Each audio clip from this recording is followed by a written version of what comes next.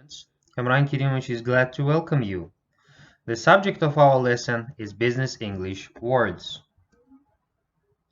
Today you are going to learn how to speak more professionally in business situations. Now, at times, it is alright to use informal language. It is acceptable in everyday situations. But there are times when you need to create a more powerful impression. And at that time, you will want to be able to use business English. What is the difference between general English and business English? Well, sometimes there is not very much difference. Sometimes general English is used in business context, but sometimes you use a higher level word, and that is what I'm going to teach in this video lesson. Let's look at some really easy common examples. For example, if you say, or if you want to say, I got your email in regular English, you might just say, I got your email. What would you say if you want to make it business English? You would say, instead of saying, I got your email, I received your email. Okay? Now it becomes more formal and more business-like.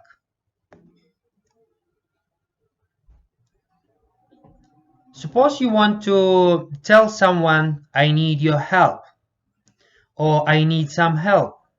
What word would you use instead of need? Exactly, require. You can also change more than the verb. The verb is the key, but you could say, instead of saying, I need some help, you could say, I require some assistance.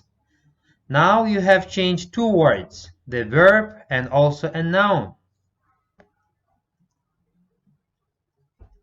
Let's try another one. Let's talk about it later. Which business word could you use? Let's discuss. Let's discuss it later. That sounds much more professional than saying let's talk about it later.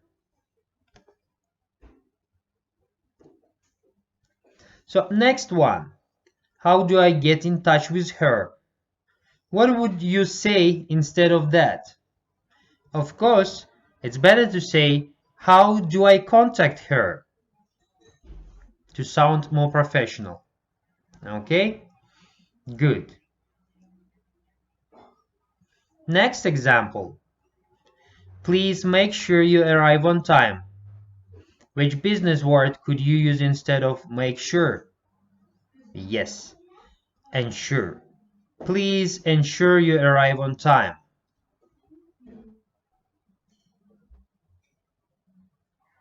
Next example. Please give her your travel plans. Instead of saying give, you could say please provide her with your itinerary. There we have changed another word. Instead of saying travel plan or travel plans, you could use the word itinerary. An itinerary is usually a piece of paper or a document that lists your travel plans, when you are departing, when you are arriving, where, when, and so on. So that is itinerary. Next example. Please let them know when you will be arriving.